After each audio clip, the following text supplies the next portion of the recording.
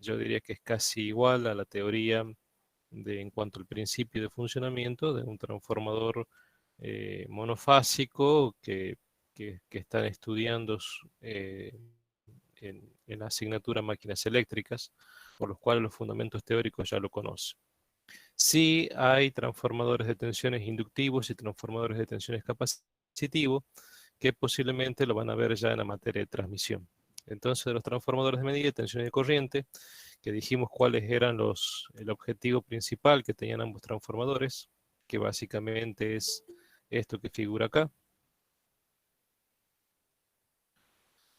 en los cuales entre la red eléctrica y mis instrumentos puedo necesitar colocar este tipo de máquinas, transformadores de tensión y de corriente, de forma tal que en el lado 2, lado secundario de estas máquinas, tanto de tensión como corriente, las corrientes y tensiones que tengas secundarias sean proporcionales a las tensiones y corrientes primarias, ¿sí?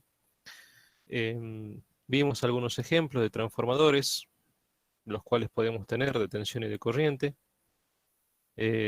Vimos un pequeño ejemplo de incluso máquinas que ya no son pequeñas, máquinas que son grandes, transformadores que quizás en una estación transformadora de 132 kilovoltios puede llegar a tener 2,5 metros de altura. Este tipo de máquinas que van puestos sobre capiteles o van puestos sobre estructuras metálicas reticuladas y que básicamente dijimos que en estaciones transformadoras se utilizan en campos de línea. Ustedes van a ver más adelante cuando estudien en transmisión que hay dos tipos de campos, campos de línea y campo de transformador. Los elementos que llevan son un poco distintos en cuanto al equipamiento, pero es típico, por ejemplo, en un campo de línea encontrar estos transformadores de intensidad, cuyo símbolo estaba acá, y sirve, por supuesto, para un relé de protección. No obstante, nosotros podemos encontrar así máquinas muy grandes como la que podemos encontrar en una estación transformadora y lo que es puntualmente transformadores de intensidad. Aquí ahora le agregué unas nuevas fotitos. Podemos encontrar de estos tipos, de barra pasante, con alcances múltiples, transformadores con núcleo de hierro, transformadores con núcleo de aire, que son las famosas bobinas de Rogowski que se utilizan en los analizadores de redes, por ejemplo. Em, Podemos encontrar estos tipos de núcleos, donde esta barra no es pasante, pero sí son los bornes primarios y estos son los bornes secundarios de un núcleo tipo toroidal. Y luego empezamos con todo el desarrollo que tiene una similitud muy importante al de las máquinas eléctricas, solo que esta vez orientado a transformadores de intensidad, transformadores en los cuales lo voy a poner acá, interrumpiendo mi circuito de corriente, voy a poner el lado primario. Este transformador puede ser este que está aquí, por ejemplo, con este núcleo toroidal. Entonces, mi circuito primario lo voy a interrumpir conectando a la línea estos bornes metálicos que están aquí. Del lado secundario, que serían estos dos bornes, van conectados los instrumentos de medidas, que básicamente son bobinas amperométricas de, por ejemplo, un instrumento electrodinámico, como puede ser un batímetro, que sirve para medir potencia activa, o puede ser la bobina amperométrica de un amperímetro, ¿sí? Vimos los diagramas fasoriales y dijimos que en estas máquinas introducen errores que son propios de esta máquina. Y básicamente son dos. Un error de relación, que lo vamos a llamar E sub R porcentual o eta porcentual, y un error de ángulo, que por ejemplo lo podemos denominar con la letra psi. En algunos libros aparece con la letra delta. Y dijimos también que esta máquina, que se comporta y cuyo modelo circuital incluso es muy parecido al de un transformador de tensión, al circular o al haber una corriente I sub 0, que pensando en el circuito, en el modelo circuital, sería la corriente I0 que está en el circuito tanque, es decir, en la rama transversal de la máquina, introduce básicamente errores que tienen que ver con la relación y errores que tienen que ver con el ángulo. Definimos diferentes tipos de relaciones de transformación existentes, las nominales a partir de las relaciones de corriente nominales, que son datos de placa del transformador, relaciones teóricas a partir del número de Spira, el cual puedo no conocerlo si no sé los números de espiras de esa máquina. Si es una barra pasante, puedo decir que este N1 igual a 1, eso sí podría conocer. Y después vemos las relaciones efectivas que tienen que ver con las relaciones de corriente, ¿no? Y a veces hay una distancia entre estas relaciones. Dijimos que esa corriente I0 al dispararse o al ser cada vez más grande, me aumenta ese ángulo psi, eh, y eso hace de que la máquina me introduzca error en la medición, porque cuando yo mida ciertos valores del lado secundario, lo puedo medir arrastrando estos errores que introduce la máquina que está interpuesta entre la red que yo quiero medir, sus parámetros de tensión y corriente o potencia, y los instrumentos que tengo puestos del lado secundario de la máquina. ¿Cómo tenía que hacer para disminuir esa corriente I0? Bueno, fundamentalmente podría modificar el número de pi N1, es decir, aumentarlo. Podría utilizar materiales o núcleos de materiales ferromagnéticos que sean quizás distintos. Por ejemplo, en vez de utilizar hierro silicio, utilizar hierro níquel, ¿sí? Es decir, de forma tal de que para establecer un cierto flujo phi, necesite, al ser menor la reluctancia, necesite menores corrientes. E incluso le dije que se utilizan algunas aleaciones como el nu-metal, como el permaloy, que son aquellos que desde el punto de vista de materiales eléctricos son aquellos elementos que se presentan una permeabilidad relativa sumamente elevada, son materiales perfectamente ferromagnéticos, y esas aleaciones o esas características de tener un mu relativo tan elevado hace y permite que esas corrientes I0 sean corrientes sumamente pequeñas y que los ángulos sean pequeños. Después también vimos la influencia de la corriente I1 en lo que tenía que ver con los errores de ángulo, ¿sí? Entonces, acá analizamos las influencias de qué pasaba con las corrientes y con el ángulo phi sub 0, ¿sí? Finalmente llegamos a esta conclusión de que a medida que aumenta la corriente I sub 1, los errores de ángulo disminuyen bastante. Entonces el hecho de que aquí circule una corriente I1 grande por el lado primario, da como consecuencia de ello que los valores bajen, los errores fundamentalmente de ángulo, ¿sí?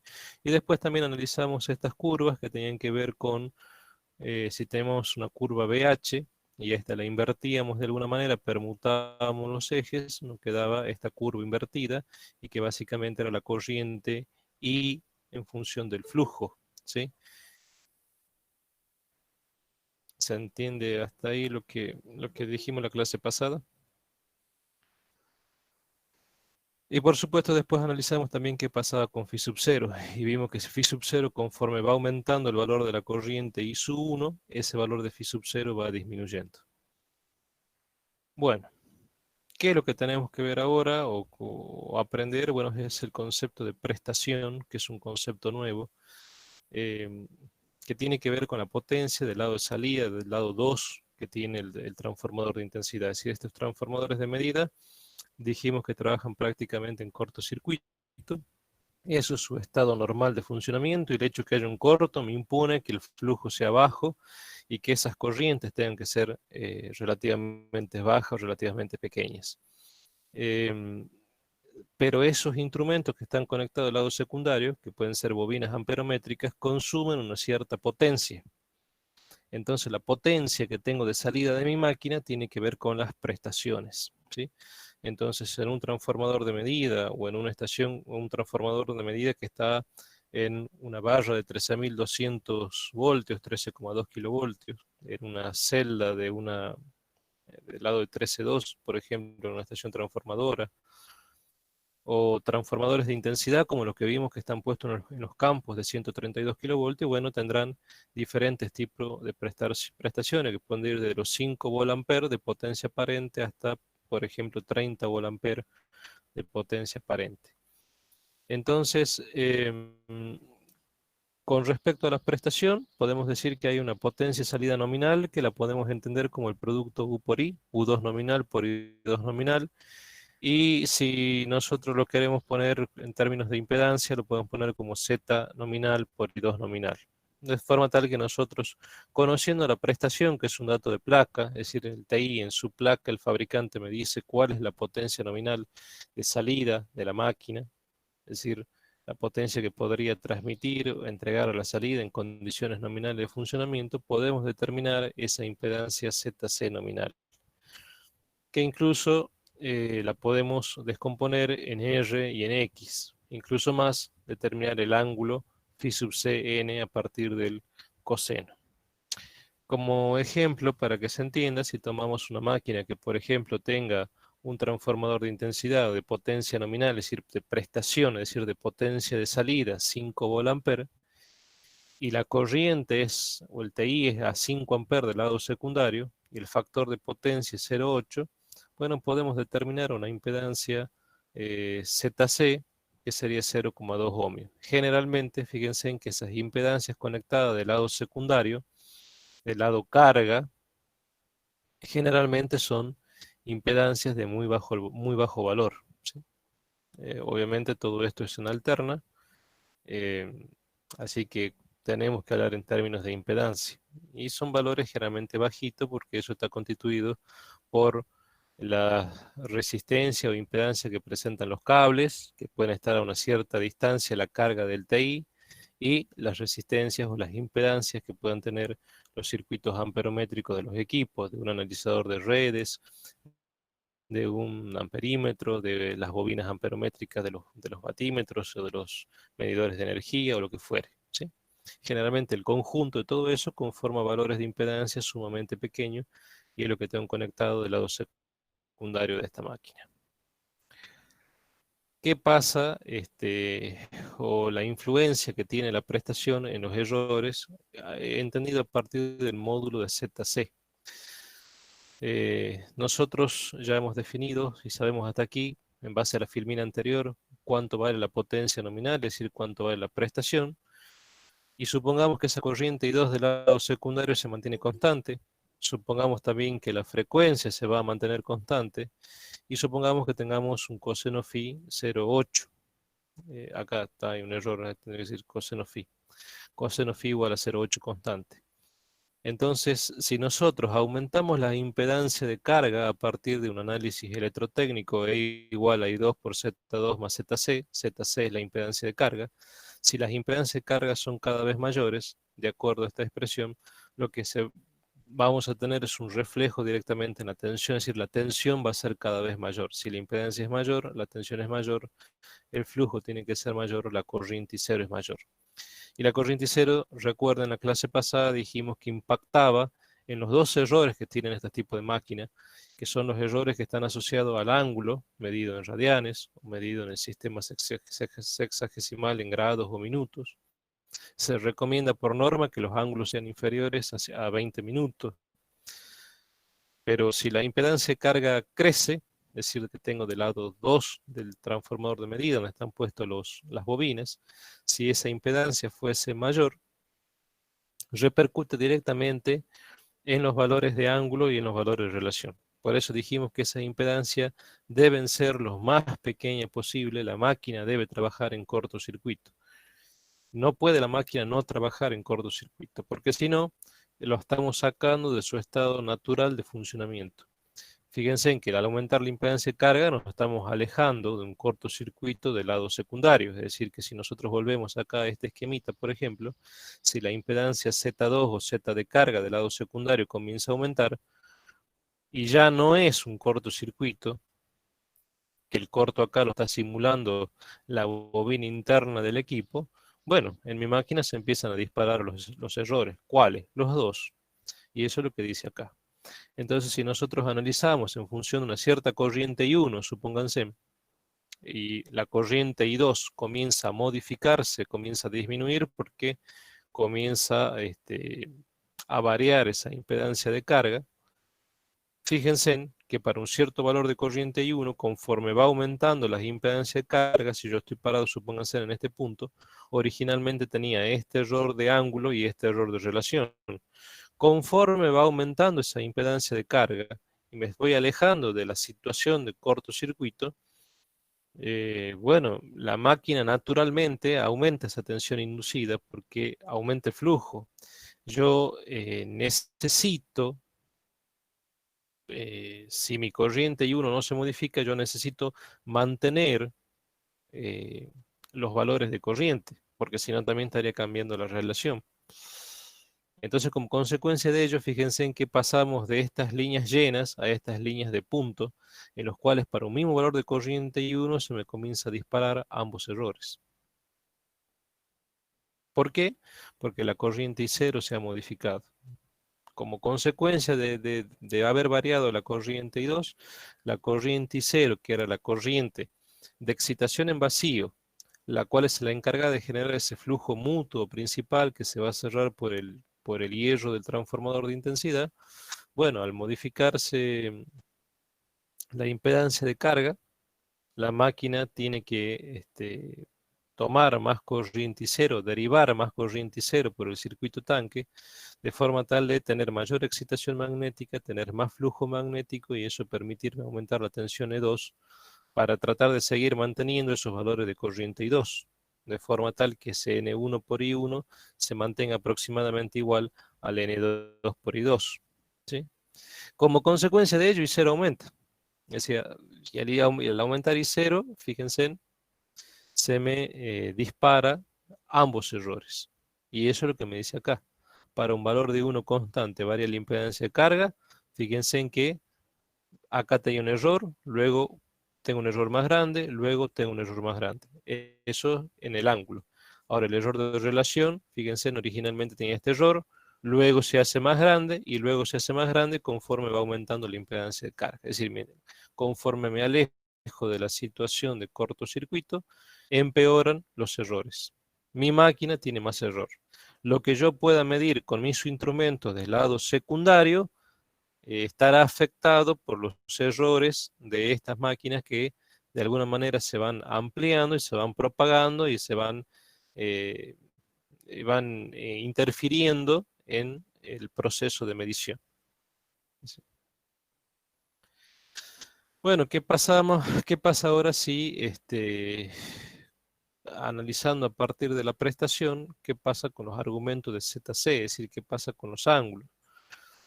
Fíjense en que si nosotros graficamos, habíamos definido la clase pasada θ como la diferencia entre phi sub 0 y phi sub 2. Si vamos a los diagramas fasoriales, habíamos definido θ, que era este espacio, este ángulo, como la diferencia entre phi sub 0, es decir, entre 1 e I0, y phi sub 2, entre la corriente referida, la tensión y la corriente referida. Si nosotros vemos qué pasa con phi sub 2, phi sub 1, aceptemos que varía entre en esta banda, entre 45 y 60 grados, y phi 2, que la impedancia de carga varía en torno de los 36 grados. Bueno, conforme nosotros, si graficamos qué pasa con el seno y qué pasa con el coseno de θ, esto es, fíjense, en función coseno y esto es función seno, ¿sí? Y si nosotros hacemos variar el ángulo phi 2, ¿sí?, de carga, vamos a ver que va a variar consecuentemente con ello el ángulo θ. Entonces, si graficamos esto en función de θ, vamos a tener la curva roja y la curva azul, donde la curva roja va a estar relacionada con el coseno de θ, es decir, con el error de relación. Y la otra curva azul va a estar relacionada con el seno de θ, es decir, con el error de ángulo. ¿Qué podemos ver? Que si nosotros nos movemos en esta banda de θ, ¿sí?, prácticamente el coseno, no le digo que es una constante, pero sí es una curva que presenta muy poca variación. Pero si nosotros nos fijamos en esta curva azul y nos movemos hacia la derecha o hacia la izquierda, o pasamos de derecha a izquierda, vamos a ver que vamos a tener variaciones no tan solo de signo, porque acá tendremos seno θ positivo, para este lado seno θ negativo, sino que las variaciones son mucho más pronunciadas. Entonces, por eso dice, el argumento de ZC, es decir, el ángulo de ZC, impedancia de carga, tiene una influencia moderada, es decir, poca, para lo que es error de relación, pero tiene muchísima incidencia en lo que es error de ángulo. Es decir, ese seno de θ puede crecer o decrecer acentuadamente conforme varíe el ángulo θ. ¿Y qué va a pasar para que varíe el ángulo θ? Conforme varíe el ángulo phi sub 2. Es decir, que si el ángulo phi sub 2 de carga del transformador se modifica por algunas razones,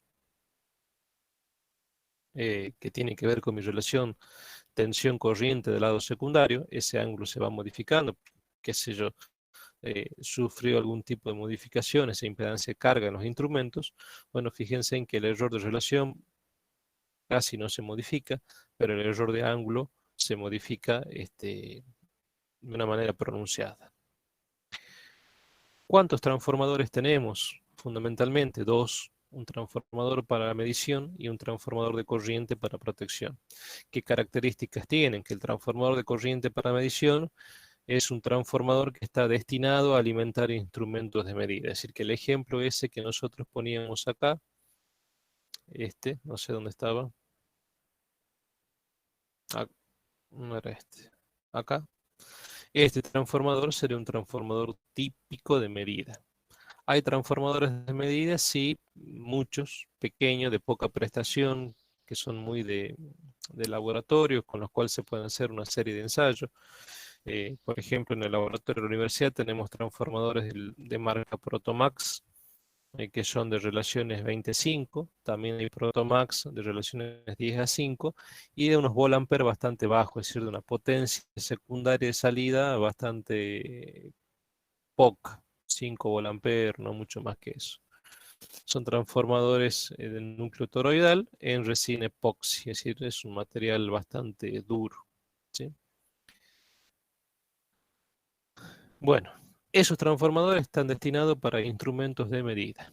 Y los transformadores que están destinados a lo que sería la parte de protección, es decir, alimentar bobinas de relé de protección, tienen características distintas con respecto a los anteriores. Entonces hay transformadores de medida que se utilizan para alimentar bobinas de instrumentos de medida, y hay transformadores de corriente que se llaman de protección porque están destinados a alimentar las bobinas de los relés de protección, ¿sí?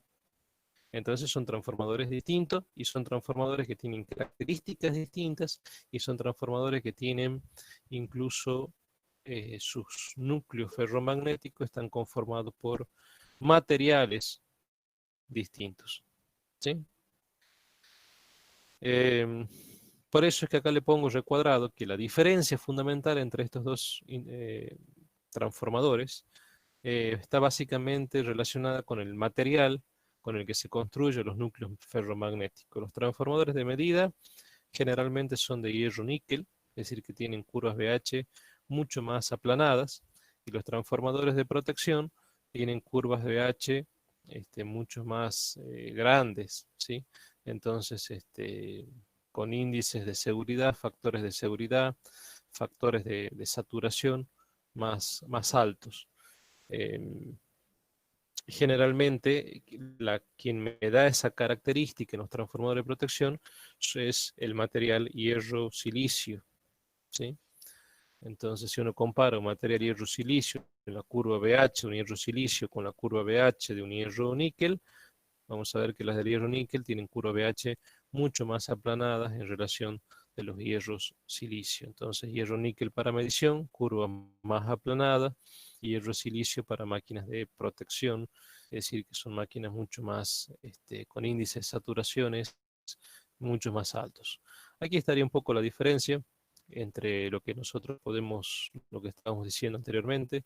Fíjense en la curva azul correspondería a los núcleos de medición. Fíjense en que va aumentando la corriente I1, como consecuencia de ello aumenta la corriente I0. Este es un ensayo que lo puedo hacer en vacío, es decir, sin carga, sin circulación de corriente eléctrica por el otro lado, y conforme aumenta la corriente I1, va aumentando la corriente I0, como consecuencia de ello va aumentando la excitación, como consecuencia de ello va aumentando el flujo, como consecuencia de ello en mi curva BH la máquina se va saturando. Y fíjense en que con variaciones no muy grandes de corriente I1 ya la máquina se satura, por lo tanto llega un momento que el flujo deja de aumentar en el núcleo, las tensiones inducidas alternas no crecen y las corrientes que podré tener del otro lado, que va a estar en cortocircuito, van a ser corrientes relativamente bajas, porque por más que aumente la corriente I1 del lado primario, la tensión del lado secundario no se va a modificar. Entonces, si la impedancia de carga del lado secundario, que son las bobinas de los instrumentos, no cambian, bueno, la corriente se va a mantener. No es así lo que pasa con las curvas en rojo. Fíjense en que conforme va aumentando la corriente, fíjense en que la zona lineal es mucho más pronunciada y los codos de saturación son muy distintos entre una máquina y otra, entre un núcleo y otro. Y conforme vamos aumentando el valor de corriente I1, los valores de corriente I2 van creciendo de manera proporcional porque toda esta zona es bastante lineal. Entonces las corrientes secundarias son un reflejo de las corrientes primarias. Y eso es lo que a mí me sirve en los transformadores de protección, en los núcleos de protección, en los cuales en los secundarios van a estar conectados las bobinas de los relés. A mí me interesa que la corriente que circule por la bobina de relé sea una corriente grande, bastante proporcional a la corriente I1. Por lo tanto, yo necesito que entre las corrientes secundarias y primarias, y yo grafico, exista una linealidad entre ambas corrientes. Y esas corrientes sean proporcionales. Bueno, efectivamente, en los núcleos de protección que tienen factores de seguridad o índices de saturación, es decir, estos codos los tienen mucho más altos que los de medición, ocurre eso.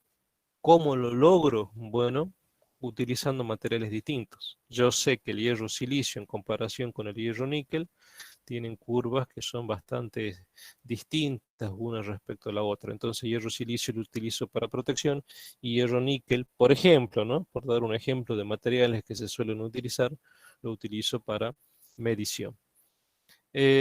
Generalmente la zona de funcionamiento para estos trafos de medición está entre 0,05 I nominal y 1,2 I nominal, ¿sí? No más de un 20% de la corriente nominal, ¿sí? Podemos tomarla como zona de funcionamiento. Si nosotros definimos ahora un coeficiente de sobreintensidad, es decir, a partir del concepto de lo que es prestación, fíjense en que podemos utilizar esta expresión que está acá, donde N será el índice de sobreintensidad natural y este cociente será unas relaciones de potencia entre las potencias propias consumidas del lado secundario y las potencias nominales fijadas por el dato de Planck, ¿sí? Entonces fíjense en que si hacemos en términos de por unidad, es decir, de tanto por uno, es decir, en términos porcentuales, si se quiere, las variaciones de corriente de I1 con respecto a la corriente I1 nominal, y lo mismo pasa al lado secundario, variaciones de corriente I2 con respecto a la corriente nominal, vemos que conforme nosotros vamos aumentando nuestro valor de corriente I1, la máquina se satura. Y se satura cuando tenemos índices para medición menores que 5 o incluso podemos generalizar menores que 10. Y para protección tenemos estos índices N, este número N, mayores a 10. Ese N me indica la relación, o sea, digamos, es el error de relación que alcanza un 10% con respecto a la carga en conexión nominal. Hay algunas bibliografías que dicen que si yo voy aumentando paulatinamente la tensión y voy saturando el núcleo, en el momento que la corriente se dispara un 10%, ahí está el codo. O sea que fíjense en que estos índices están muy cerca del codo, tanto en la parte de protección como en la parte de medición. Sí, por debajo de 5, generalmente son características que tienen los núcleos de medición. Por arriba de 10 son características, 10, 12, 15 son características que tienen los núcleos de protección. ¿Sí? Repito de nuevo, entonces N, este índice que se llama coeficiente o índice de sobreintensidad, indica el múltiplo de la corriente nominal bajo el cual el error de relación alcanza un valor de 10% con la carga de conexión nominal, ¿sí?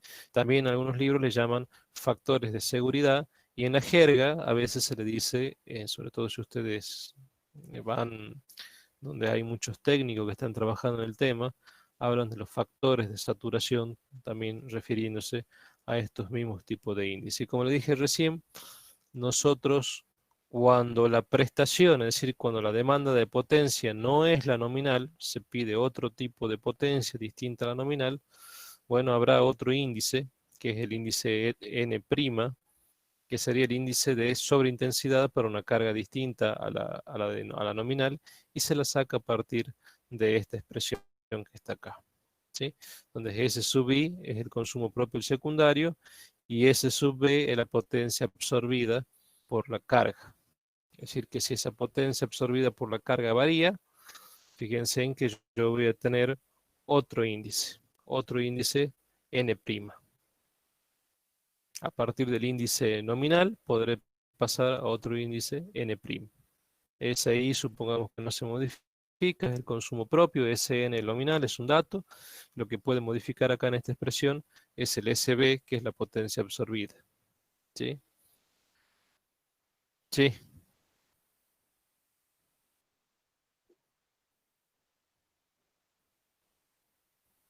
Cuando pasamos estos valores del 10%. ¿Sí? Cuando el error de relación se me de las de las corrientes con respecto a las corrientes nominales. Si eso se dispara por encima de un 10%, bueno, ahí eso responde a su pregunta, digamos. No sé. Bien. Eh, Acá le muestro, que me hubiese gustado ponerle la foto del transformador que tenemos y el dato de placa, que es un transformador CGLEC que tenemos en el laboratorio. En lo que me pasaste, Raúl, lo busqué en las carpetas, tenés hasta el práctico 10, después no tenés más fotos, y esto era el práctico 16, si mal no recuerdo, el año pasado. 16 o 17, por ahí andaba este práctico. No hay fotos. No sé si vos por ahí podés conseguirla antes de que le envíe a los chicos. Sería interesante si me puedes conseguir la foto del transformador CGLEC del TI, que, que hicimos pruebas los años anteriores, cosa que le pueda acá adjuntar en este slide. Bueno, ¿cómo se hace este ensayo? ¿Cómo se hace para determinar en el laboratorio las curvas tensión corriente y las curvas BH que tiene mi máquina? Que básicamente son estas las curvas BH. Las curvas BH, fíjense que en un transformador de intensidad es lo mismo que hacer las curvas I2 y 1. Si nosotros conectamos del lado secundario del transformador y comenzamos a aumentar tensión, del lado secundario vamos a ver que si la máquina es de doble núcleo, vamos a ver que del lado secundario hay 4 bornes, 2 para un núcleo de protección, 2 para un núcleo de medición. Y son 2 núcleos distintos, inmersos en una misma máquina, pero que es de resina epoxi. Por ejemplo, puede ser un transformador para intemperie. Entonces, a uno así parecido tenemos de color marrón, tenemos en el laboratorio, donde tenemos las barras de entrada del lado primario y del lado secundario 2, tenemos 4 bornes, 2 bornes de medición, 2 bornes que corresponden al núcleo de protección. Entonces, ¿qué hacemos? Le conectamos un autotransformador monofásico, es decir, aquella máquina que me permite, ante una tensión de entrada constante, tener una tensión secundaria variable. Lo que hacemos es ir aumentando paulatinamente la tensión, y como consecuencia de ello vamos aumentando la cantidad o la inducción magnética en el núcleo de la máquina. Entonces vamos midiendo las corrientes de entrada del lado 2, del lado secundario. Entonces cuando nosotros aumentamos las tensiones, vemos primero que esas corrientes no varían mucho. A veces se tiene que recurrir al empleo de un miliamperímetro para poder medir esas corrientes. Em, y si seguimos aumentando, vamos a ver que se empiezan a disparar los valores de corriente, y cuando ya estamos en el codo o pasando el codo, ante una muy pequeña variación de tensión, las corrientes se disparan considerablemente. ¿Sí? Las corrientes de entrada, es decir, la corriente por la cual estoy alimentando, se dispara considerablemente. ¿Sí? Eh, Eso pasa en el núcleo de protección. Vamos aumentando, aumentando, aumentando, y recién cuando tenemos valores muy importantes de tensión, recién tenemos valores grandes de corriente. Si nosotros desconectamos eso y los conectamos en los otros dos bornes, que sería del núcleo de medición, nosotros vamos aumentando tensión y con muy poca tensión ya empezamos a tener disparos notorios de corriente, es decir, que satura rápidamente. Entonces, de esa forma nos damos cuenta, si es que no está indicado, cuál es el núcleo de medición y cuál es el núcleo de protección, simplemente haciendo un ensayo tensión-corriente. Entonces, fíjense que aquí queda perfectamente delimitado y determinado que este es mi núcleo de protección y que este es mi núcleo de medición. ¿Sí? El amigo Raúl me parece que no está. Este, Sí, sí estoy ingeniero. Sí escuché, lo que pasa es que no pude habilitar el micrófono. ah, Sí lo voy a buscar. ah, Me tengo bueno, que fijar a ver si lo tengo en un respaldo ahí, creo que lo tengo. bueno, le Sí. agradecería cosa que le pongo aquí la fotito y si puede, si no sé si lo tendrá, fíjese si tiene el dato de placa, cosa que le agregue la fotito y el dato de placa.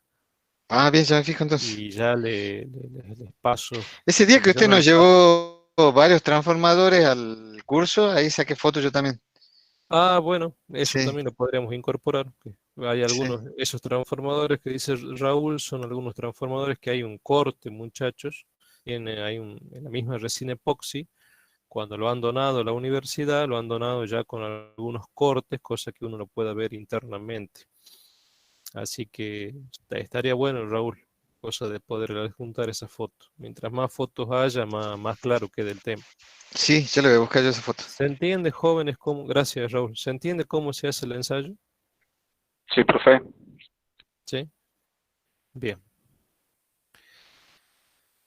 Transformadores de medición, entonces, factores de seguridad o índices de saturación menores a 10.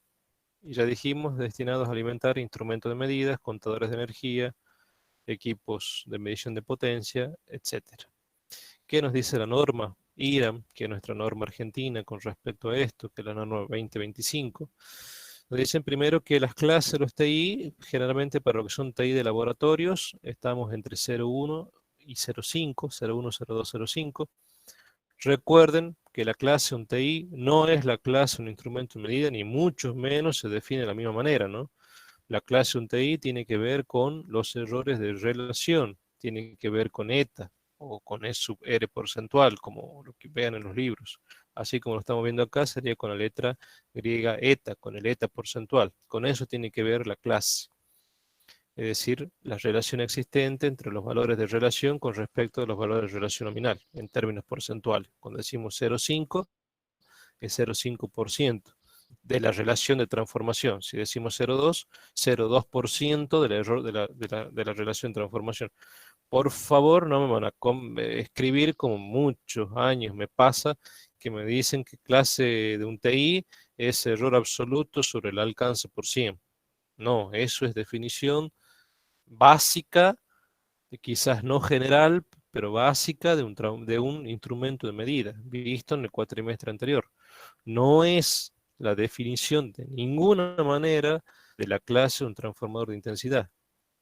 La clase está emparentada, directamente relacionada con los errores de relación porcentual. Es decir, que cuando decimos 0,1, 0,2, 0,5, son porcentajes. 0,1% de la relación, 0,2% de la relación, 0,5% de la relación.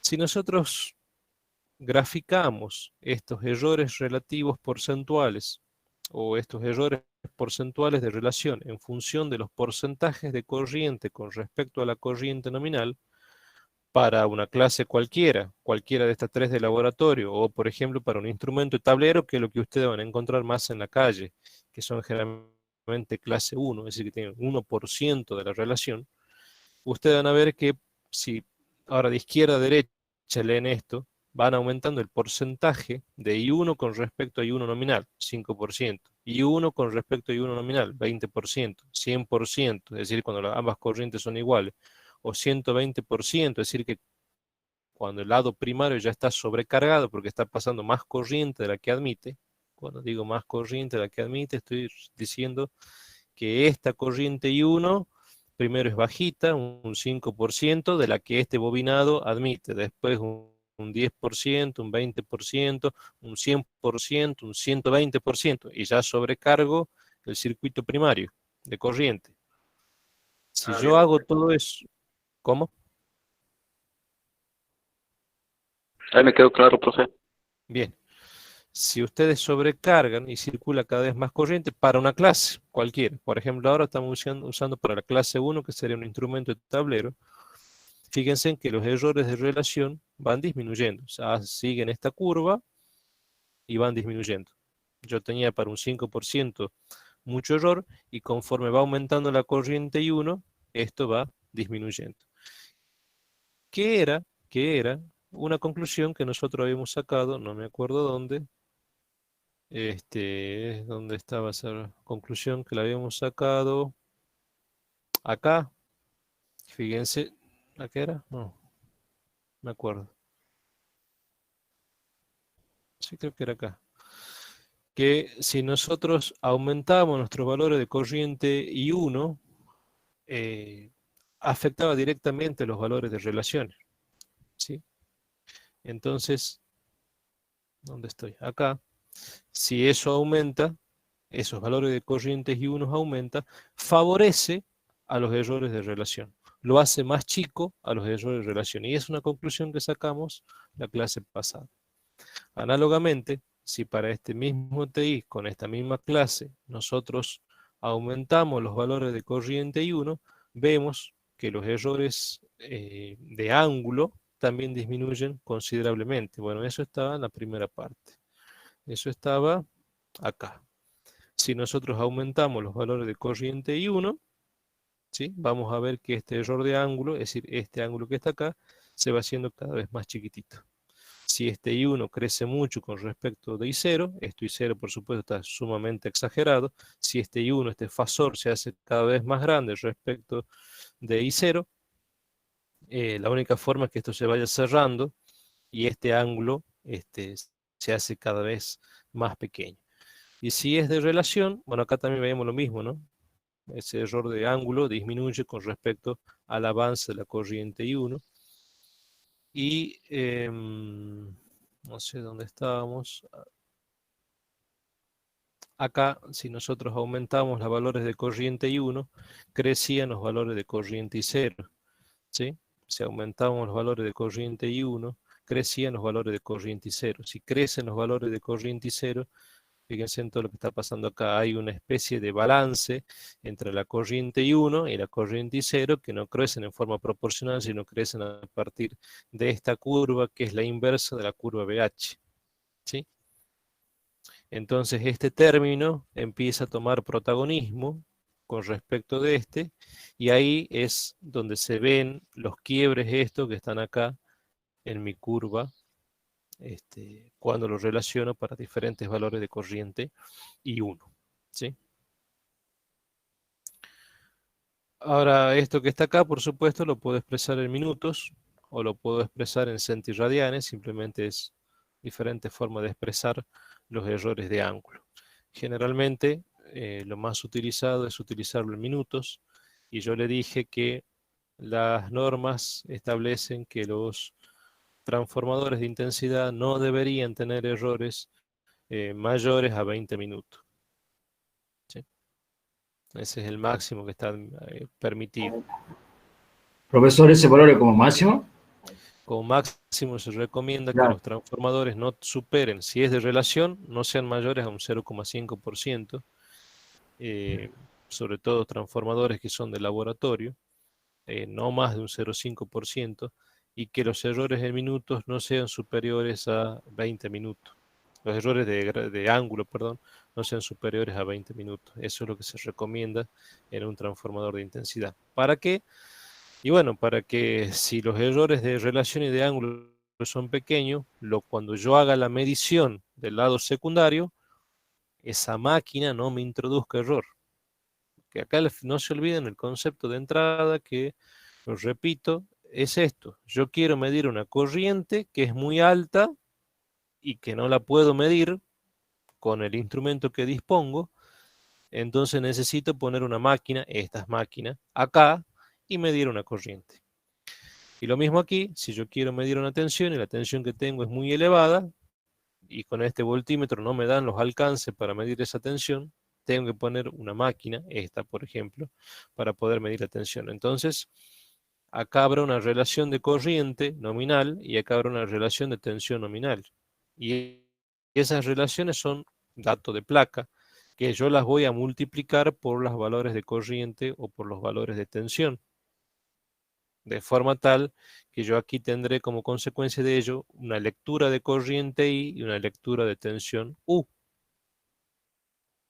Entonces, si ustedes fíjense que si, digamos, yo estoy obteniendo lecturas de corriente y de tensión que no son estos valores de corriente y no es este valor de tensión, son valores muy aproximados lo que yo obtengo a esta corriente y muy aproximado a esta tensión. Si estamos diciendo que es aproximado, es porque no es exacto, es porque hay un error.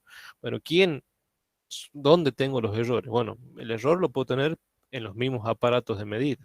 El error que tenga el amperímetro, capaz que el amperímetro está fuera de clase, y ya vimos qué pasaba con los errores cuando el instrumento estaba fuera de clase, o puede ser que el voltímetro esté fuera de clase, entonces tenga errores propios de los instrumentos, pero también tengo errores que me introducen las máquinas, ¿sí? Entonces, si yo logro disminuir o hacer las máquinas de forma tal que estos errores sean pequeños, bueno, estas lecturas de tensión y de corriente serán cada vez más próximas a lo que realmente tengo de corriente y de tensión en el circuito en el cual yo quiero medir y no puedo hacerlo con los instrumentos que dispongo, ¿sí? O sea, esa sigue siendo la filosofía. Y en base a esa filosofía, bueno, digamos, las tablas que nos dan las normas obedece a eso. Entonces los ángulos máximos permitidos son recomendados, son 20 minutos como máximo y los errores de relación no mayores a 0,5%. No obstante, aquí no estamos haciendo un ejemplo justo de un transformador de laboratorio, sino de un transformador, perdón, de un instrumento de tablero, ¿sí? En los cuales para instrumentos de tablero yo pondré una clase 1, ¿sí? Si es de tableros, recuerden que la clase del instrumento de tablero son clases malas, clase 1,5, 2, 2,5. Entonces no hace falta que ponga un instrumento de laboratorio. Directamente pongo un instrumento de tablero, una máquina de tablero, un TI de tablero. Y un TI de tablero es clase 1, ¿sí? Y para esa clase 1, en función de los índices de sobrecarga que tenga la corriente I1, bueno, valen todos estos numeritos que están aquí. Para un 5% tengo este error, para 20% de sobrecarga de la corriente del circuito primario 1 tengo este error, para un 100% este error, y fíjense que conforme aumenta la corriente I1, bajan los errores. Entonces, bueno, es un poco la idea, ¿no? Y lo mismo pasa con el error de ángulo. Conforme aumenta la corriente I1 con respecto a la corriente nominal, fíjense que bajan considerablemente los errores en minuto. Este cuadro no tiene sentido, es lo mismo que solo expresado en centiradianes.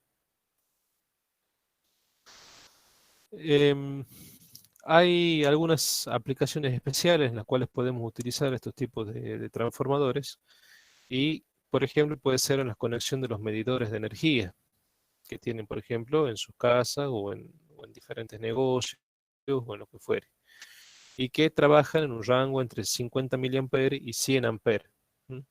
Digamos que esos medidores tienen errores mínimos en esos rangos de corriente. Son aplicaciones especiales. Es decir, entre un 1 y un 100% de la intensidad asignada, en lugar de ser, fíjense con respecto al anterior, entre un 5 y un 100%, entre un 5 y un 120%, acá estamos hablando entre un 1 y un 120%. Entonces los cuadros que nos dan para estos tipos especiales se indican la clase de precisión con la letra S, o sea que acá se habla de 0,2S, 0,5S, y siempre y cuando la corriente secundaria sea en lo posible 5 amperes.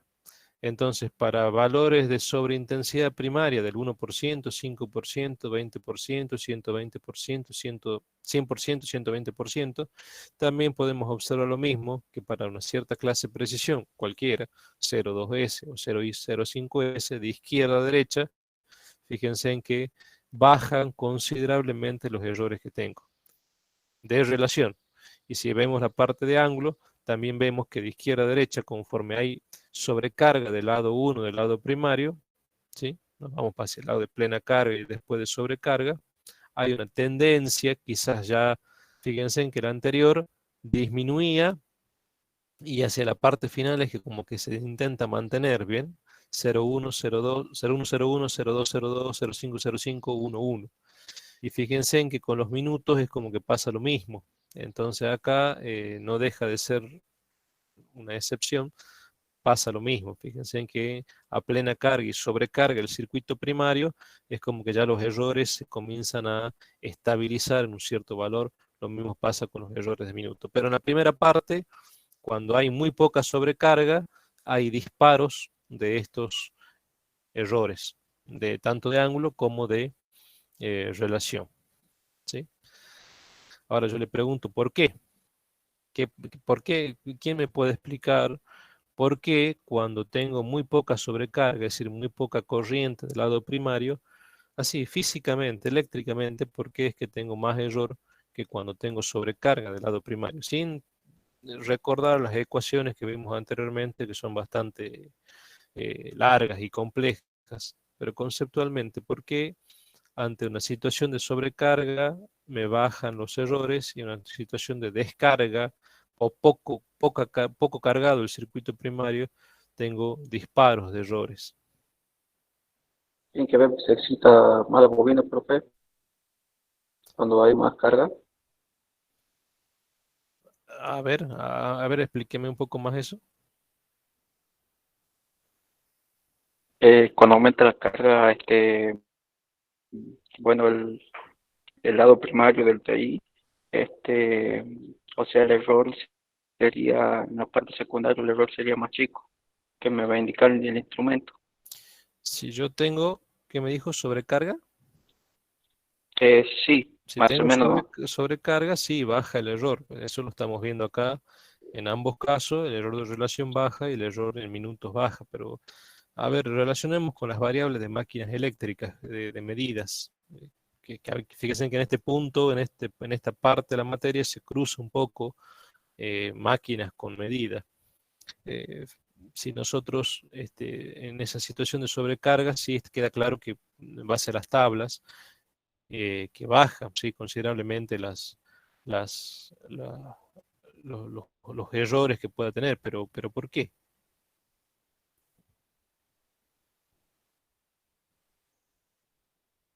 ¿Qué va a pasar con la corriente de magnetización?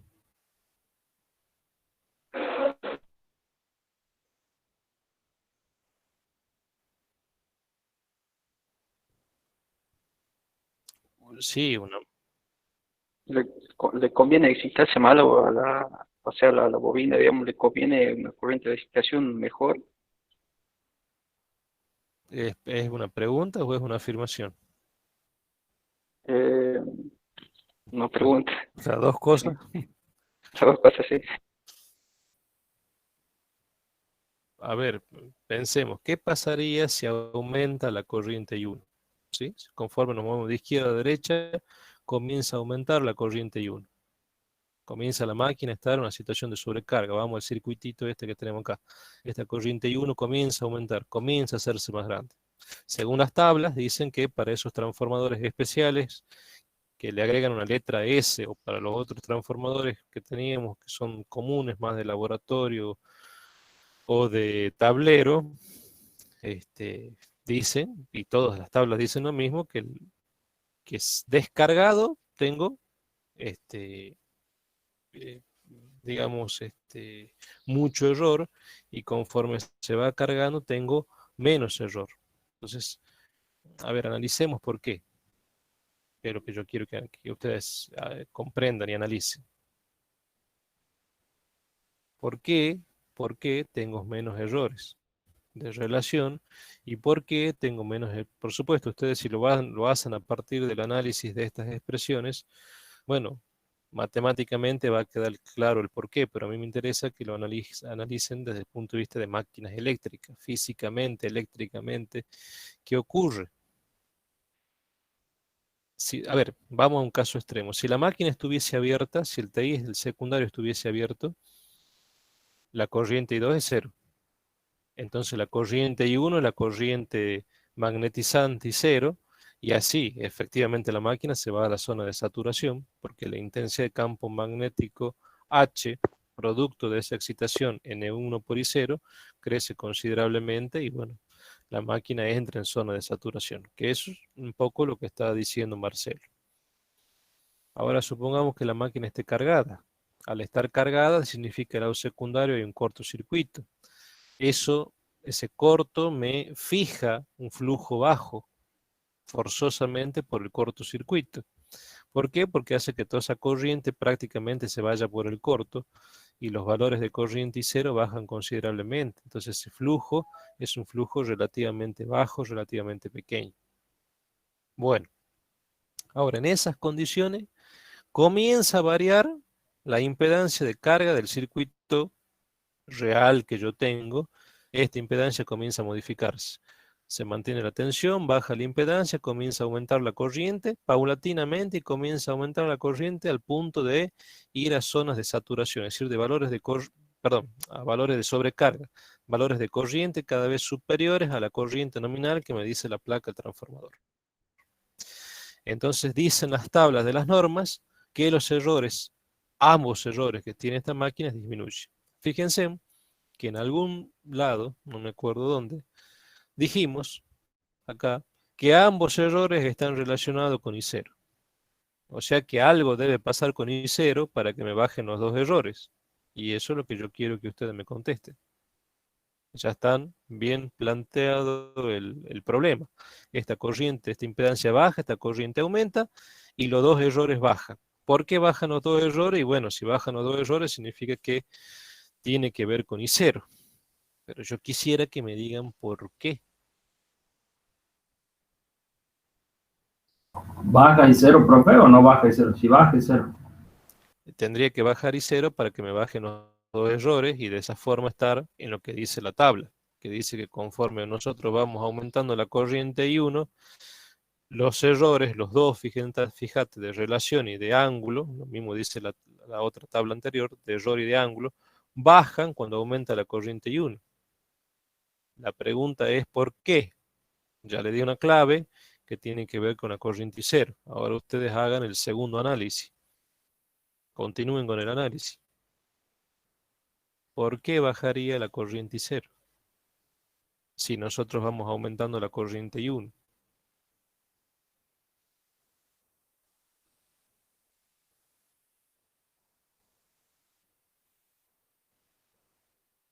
La corriente I1 no es la corriente que yo tengo del lado secundario del TI. La corriente I1 es la corriente que yo tengo en mi circuito de corriente. Baja la impedancia, sube la corriente, la máquina se pone a plena carga y después sigue bajando la impedancia de carga del circuito de corriente, de la red, y la corriente sigue aumentando y se va a un 120%, por ejemplo. Profe, Entonces, en profe, ambos casos baja los dos errores de la máquina. O sea que a mí me conviene hacer la medición cuando yo tengo corrientes primarias grandes. La pregunta es ¿por qué baja? tiene que ver con cómo se va magnetizando el material, o sea, con el campo. Y bueno, sí, tiene que ver con todo. Justamente esto es un fenómeno complejo que acá, como verán, hay una serie de movimientos de variables eléctricas y magnéticas. Sí, tiene que ver con todo.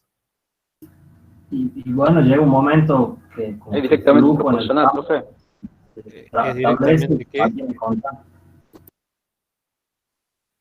No entendí nada.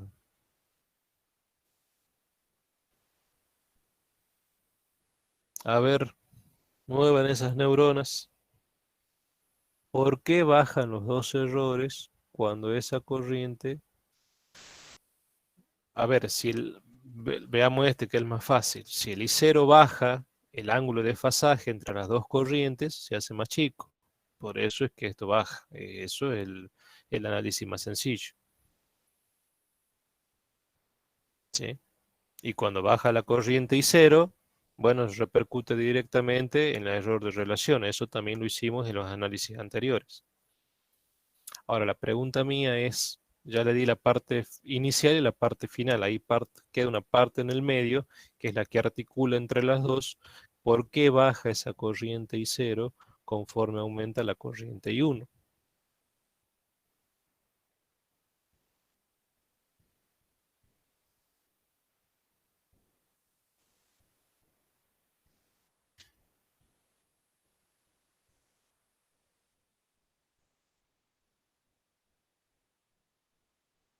¿Sí? No, bueno, no, no. Si está en corto, no está en vacío.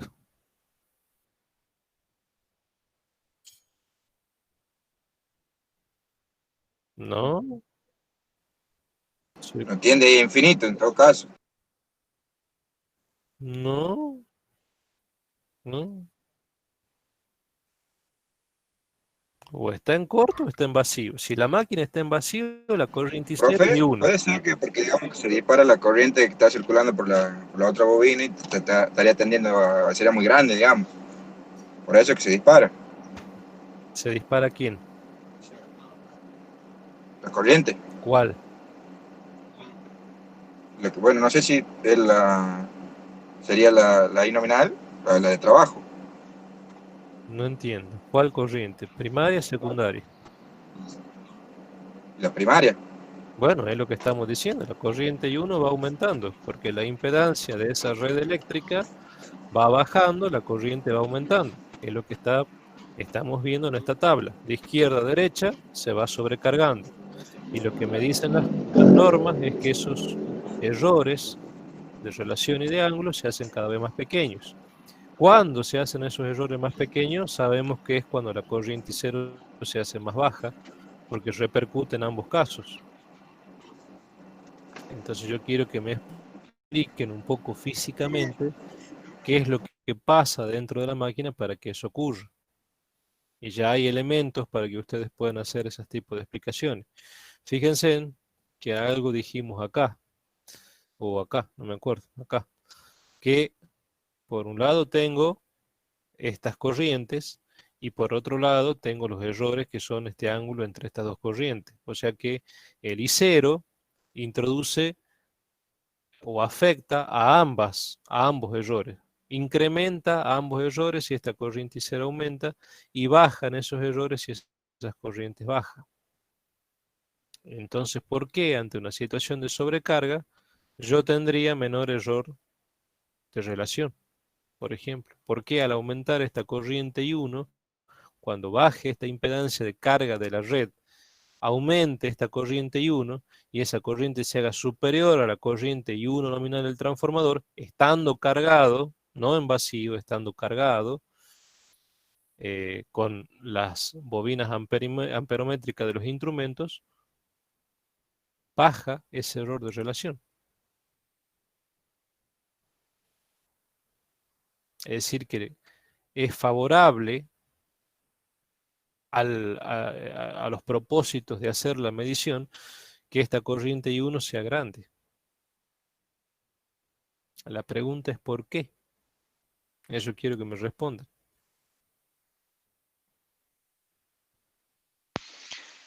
Usted había dicho que en estos transformadores la relación es inversa.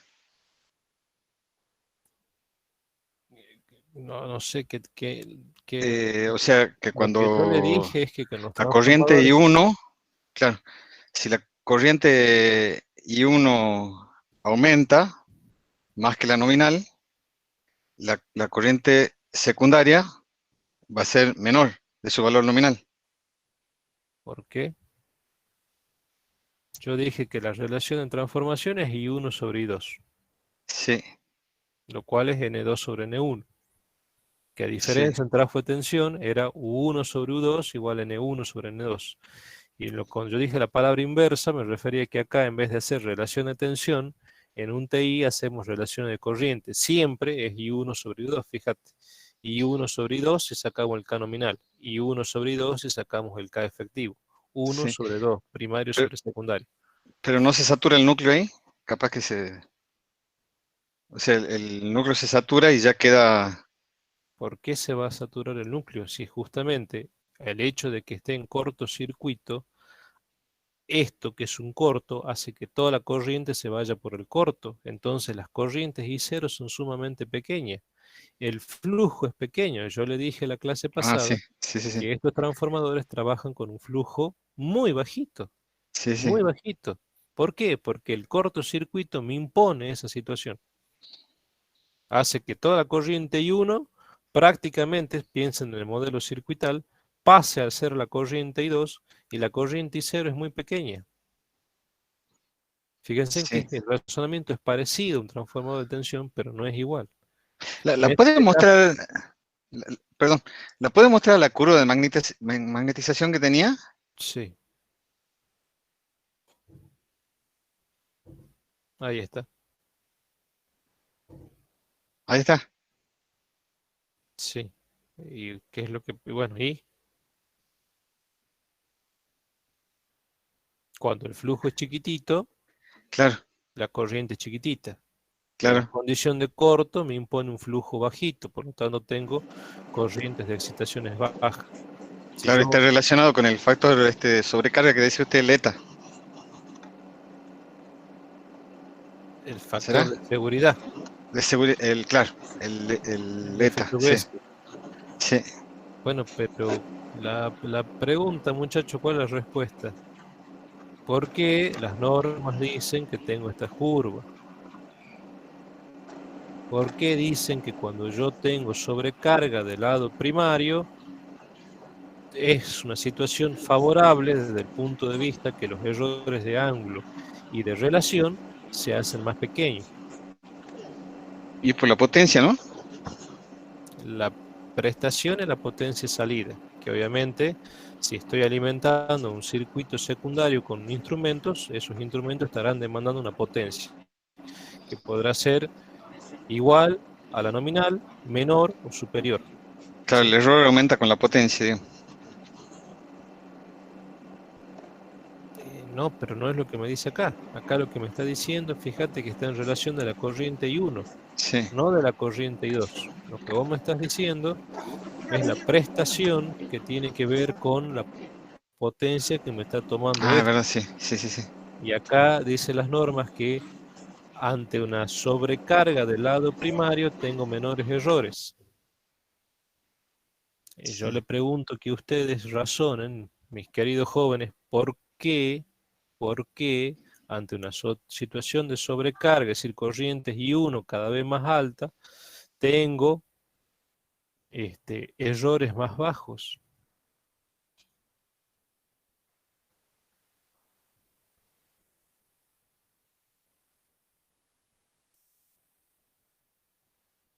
Y veo que no están razonando. ¿Qué dice esto, chicos?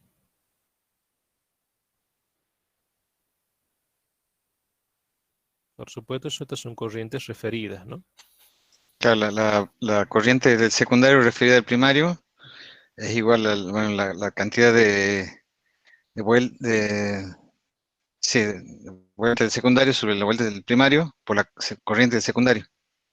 Bueno, está bien, ahí lo estás leyendo, pero Sí, razonemos con respecto a lo que yo te estoy preguntando. Si aumenta la corriente, a ver, le cambio la pregunta. ahí es que está, ahí es que está inversa. Si aumenta la corriente I1 por el lado primario, ¿qué piensan ustedes que va a pasar por el lado secundario? ¿Va a aumentar o va a disminuir esa corriente I2? Acá. Si aumenta esta corriente en esta maquinita, aumenta esta corriente I1, ¿qué va a pasar acá con la corriente I2? ¿Aumenta o disminuye?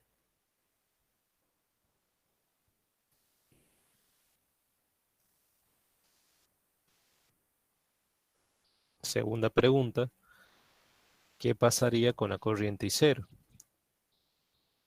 Fíjense en que yo aquí no estoy imponiendo una tensión. Acá yo tengo una tensión U1 que Y es ahí variable sería, en profe, el función de la caso al revés que corriente tenemos I1 que anterior, ¿no? circula. No es ningún caso al revés. Comparen con un transformador de tensión que ustedes ya han visto en máquinas eléctricas. Y aumenta, El profe, de la transformador de parte tensión, se aumenta la corriente de entrada, sí, o sea, la Sí, están corriente en en el relación directa, secundario digamos. tiene que aumentar porque necesito ver o sea, la corriente necesito ver que aumente o disminuye en el aparato, digamos. o sea que si aumenta I2, si Si aumenta aumenta I1, I1, aumenta I2. aumenta I2.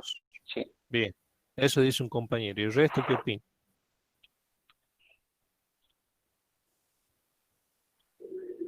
El compañero en definitiva está diciendo que los amperevueltas de esta máquina son iguales, por lo tanto si aumenta la corriente del lado primario, y yo voy a ver un reflejo en el lado secundario que va a ser un aumento de corriente. Es decir, que se van a seguir manteniendo los amperevueltas. Y la caída de tensión U1 va a ser variable conforme circule más corriente o menos corriente. Entonces, falta un pedacito más. ¿Qué pasa con I0?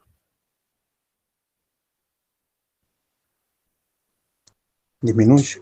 Bueno, y si ya estamos, Prácticamente se mantiene, o sea, despreciable. bueno, queda claro, de acuerdo a las tablas, que evidentemente si este I0 baja, me está bajando los dos errores. Ahora, alguien dijo disminuye. ¿Por qué?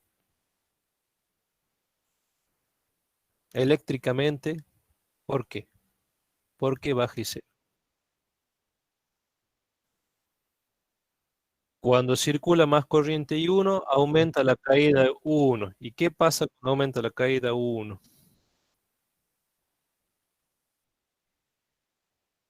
¿Y qué significaría que altera? Ajá, ¿por qué? Y ahí se hacen casi iguales y uno con la I del secundario referida al primario. Está bien, bueno, sí, sí es referida, sí. Pero razonemos qué pasa con I0. Si aumenta I1, dice el compañero, por una cuestión de ampere vuelta, aumenta I2. Después, Prado dice, si la corriente I1 aumenta, la caída que tengo en bornes, que en un transformador de tensión es constante, aquí no es constante, aquí es una caída variable, U1 variable, porque mientras más corriente circule, más caída tengo del lado primario, entonces tengo una U1 variable. Entonces, si hay más corriente, tengo más caída. Eso es lo que dice Prado. Entonces, entre lo que dice Prado y el compañero, que no sé quién es el que me habló, Marcelino, profe. Marcelino, hay ahí algo intermedio que tiene que ver con qué pasa con la corriente I0, que evidentemente ya presumimos de que tiene que ser más chica para que me bajen los dos tipos de errores. Ahora, el por qué, ahí falta, fíjense en cómo vamos haciendo las cadenas de razonamiento, falta ahí un poquitito para que lleguemos a entender.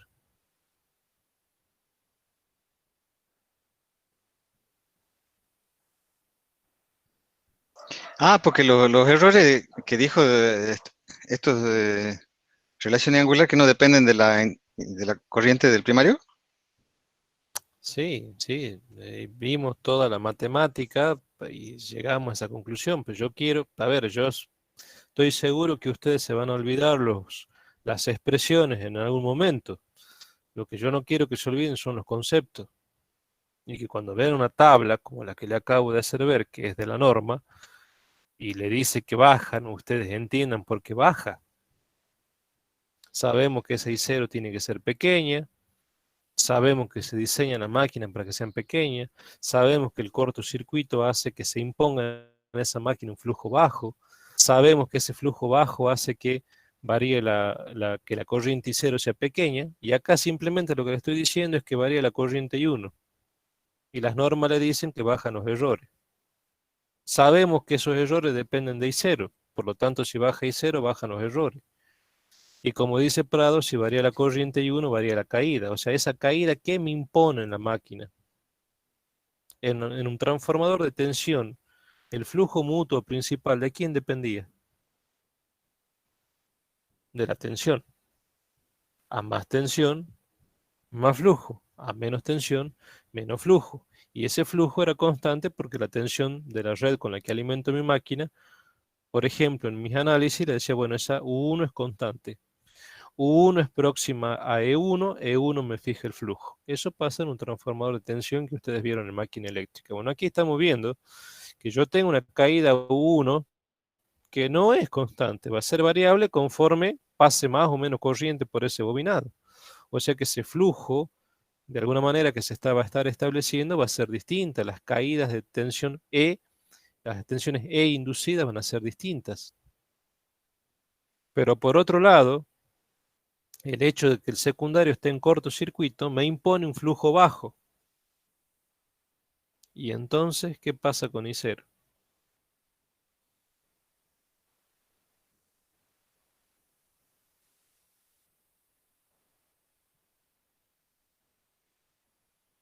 Tiene que ver con el error angular que decía usted. Me baja los dos O errores sea, de baja, relación y de baja el ángulo. I0 y baja el error angular. Sí, estamos de acuerdo, pero ¿por qué? Y porque baja la corriente I0 y se me arma el flujo principal. ¿Y por qué baja la corriente I0?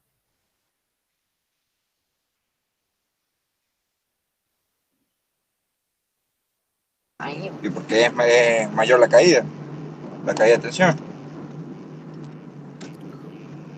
O sea que Y porque es la corriente de excitación, digamos. la corriente de excitación es, en el lado primario es N1 por I1, donde I1 es variable. Entonces N1 por I1, esa excitación primaria está cambiando, si lo quieren ver así. Y N2 por I2 también se va a modificar, porque la corriente I2, como dijo su compañero, va a variar conforme varía la corriente I1.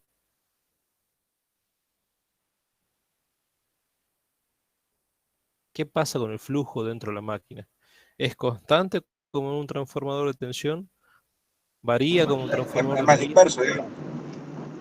¿Más disperso? No.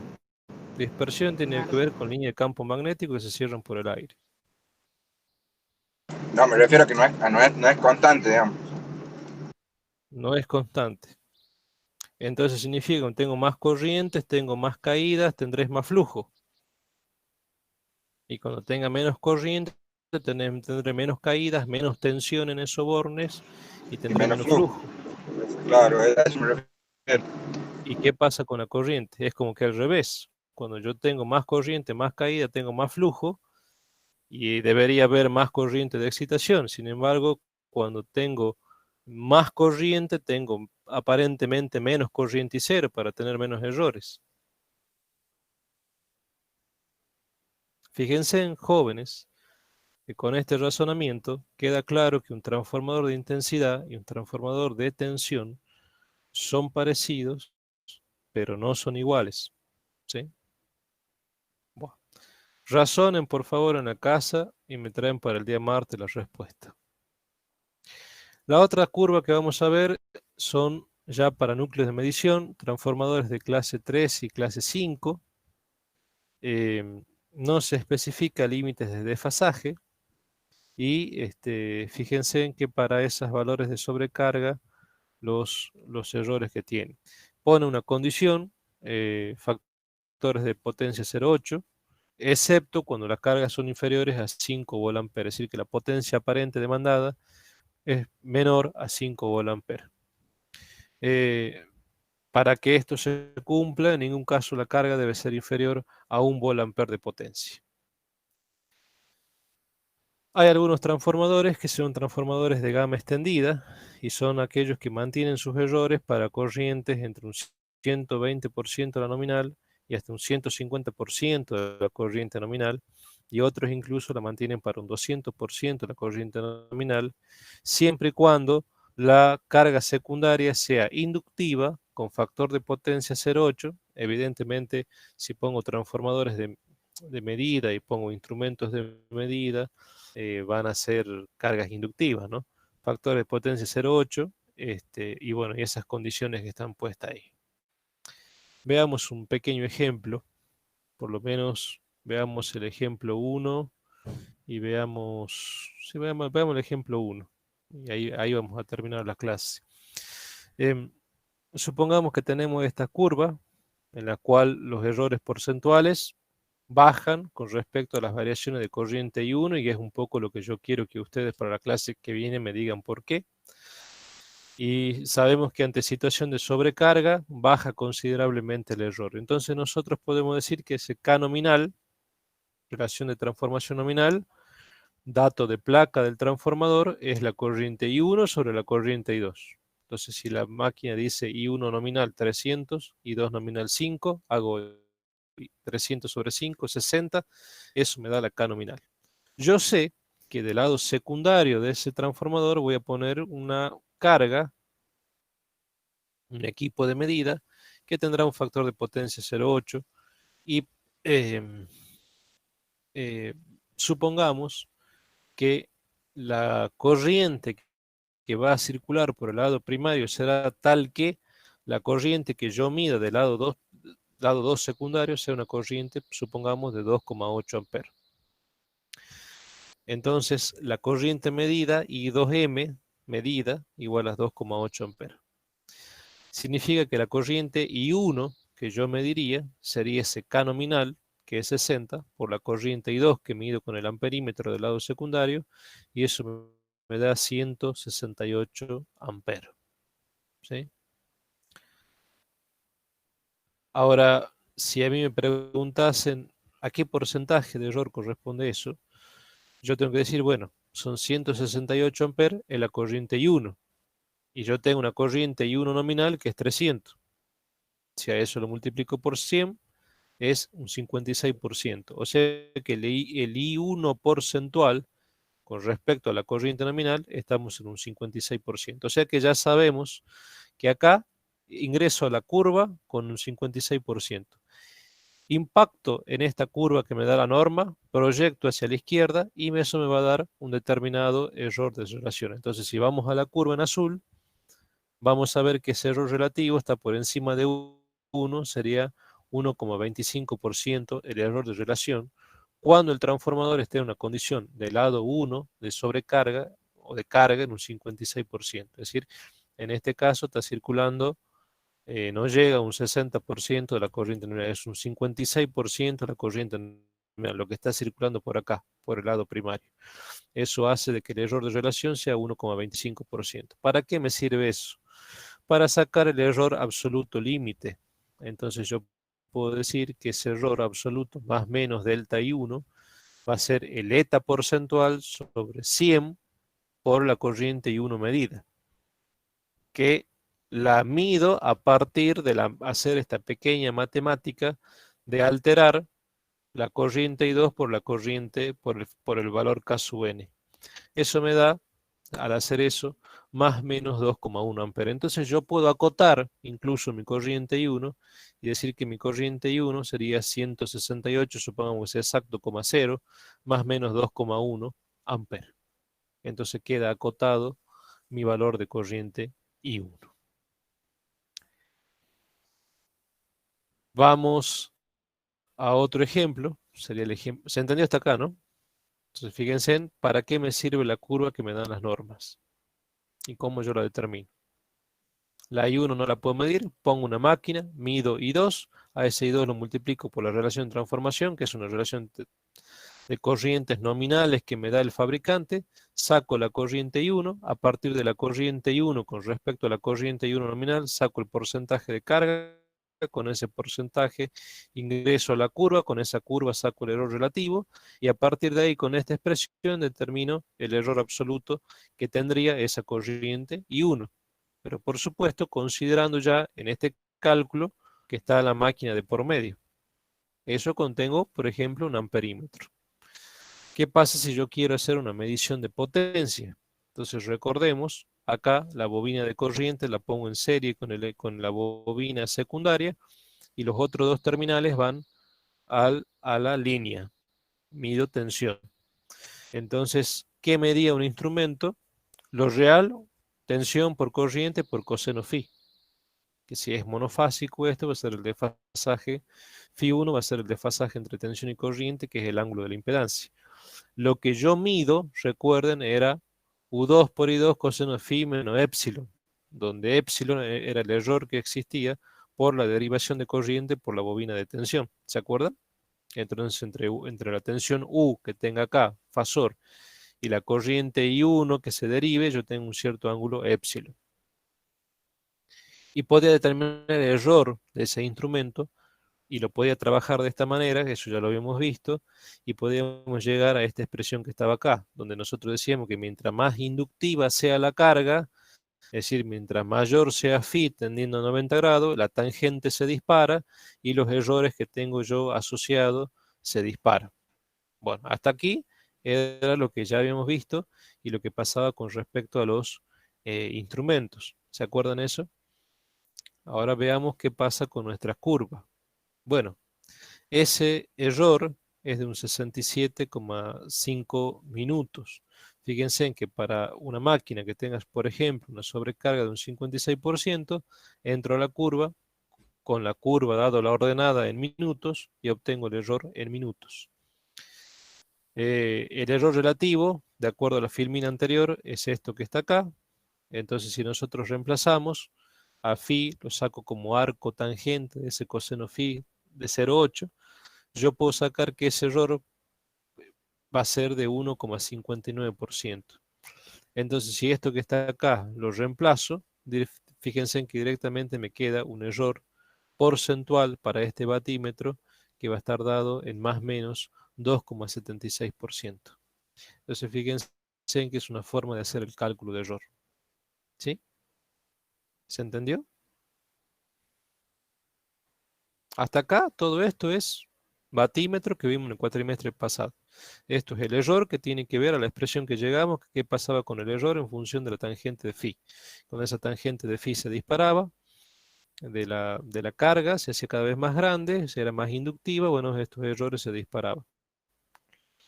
Lo que simplemente estamos haciendo ahora es agregar a este concepto, agregar lo que pasa con el TI, para lo cual tenemos que ir a esta curva. ¿Sí? Y si vamos a la curva 1 y suponemos que la sobrecarga sigue siendo de un 56%, es decir, que la corriente I1 que circula con respecto a la I nominal es tal que estamos en una condición de lado primario de un 56%, ahora en la curva esta, que no es la misma que la anterior, que era error de relación porcentual, sino que es de minuto, obtengo un 67,5 minutos. Para esa sobrecarga tengo, así como tenía antes error de relación, ahora tengo error de ángulo. Y fíjense en que estos errores de ángulos impactan más cuando lo que tengo conectado es un equipo para medición de potencia o de energía.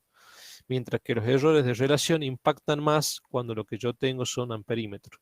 O sea que si yo acá tengo un amperímetro, me interesa qué pasa con el error de relación. Si yo acá saco el aparato y pongo previamente haciendo un corto antes, para no cambiar la condición de funcionamiento de la máquina y que no se me deteriore la máquina, saco esto y pongo un batímetro, la bobina amperométrica de un batímetro, ya no me interesa esta curva, sino me interesa esta otra que tiene que ver con los minutos. Y saco ese minuto, esos minutos. Entonces, recuerden que acá aparecía un épsilon radian por tangente de phi. Entonces, esto nosotros lo podemos trabajar de esta forma, decir que era 0,03 por los 67,5 minutos. Recuerden que este 0,03 era cuando uno hacía toda una deducción matemática para pasar de radian a minutos. O sea, el épsilon acá está en esta expresión está en radian y yo acá lo tengo en esta curva en minutos. Pero si yo lo precedo por 0,03 y al error lo pongo en minutos, bueno, soluciono el problema. Entonces, ese error me da 1,51%. El error relativo que voy a tener para este batímetro porcentual va a ser el error de relación total, digamos, que voy a tener para el batímetro, va a ser el error de relación más el error debido a la parte de desfasaje eléctrico. ¿Sí? Entonces, ese error de relación era 1,25, no sé dónde estaba. Bueno, en algún lado estaba calculado. Acá era. No, no sé dónde está. 1,25, acá, 1,25%.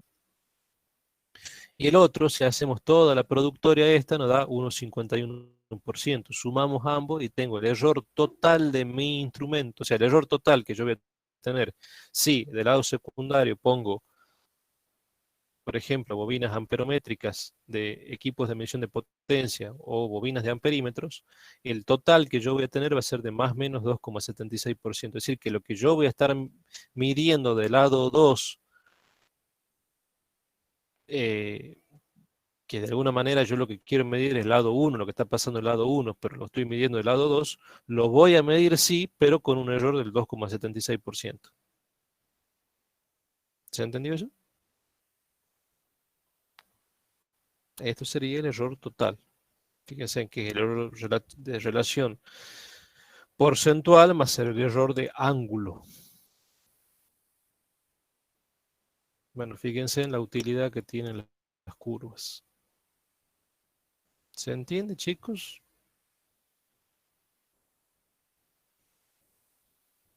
¿Se entiende? ¿Se entiende? ¿No se entiende nada? ¿De dónde sale el 0,8, profe? Del ángulo. Ah, porque me fija la norma que tiene que ser con un coseno phi 0,8. Acá, fíjate. Factor de potencia 0,8. No sé si acá lo dice, pero que también lo decía en algún lado. No me acuerdo.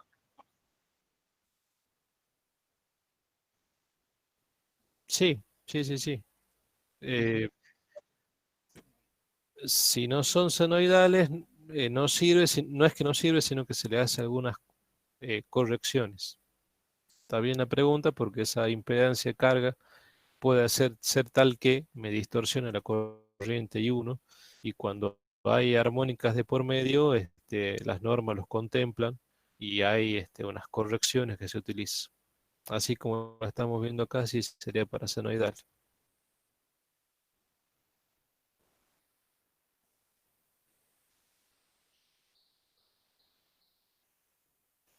¿Se entiende, chiquillos?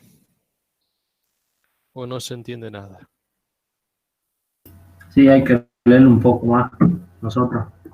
Sí, lo tienen que madurar bastante más. Bueno, hasta aquí la clase de hoy.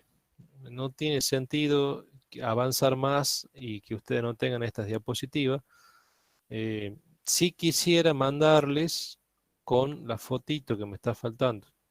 Así que te voy a pedir encarecidamente, Raúl, si tenés tiempo hoy, ahora a la noche las busques y si puedes, mandámela. Sí, Así le ingeniero, agrego la yo lo fotito busco. y ya ahora a la noche, quizá, perdón, la hora le mande cerca de las 12 o más de las 12, ya le mando. Si no, mañana a primera hora ya le estoy mandando cosas que ustedes este, las lean, las revisan, maduren los conceptos.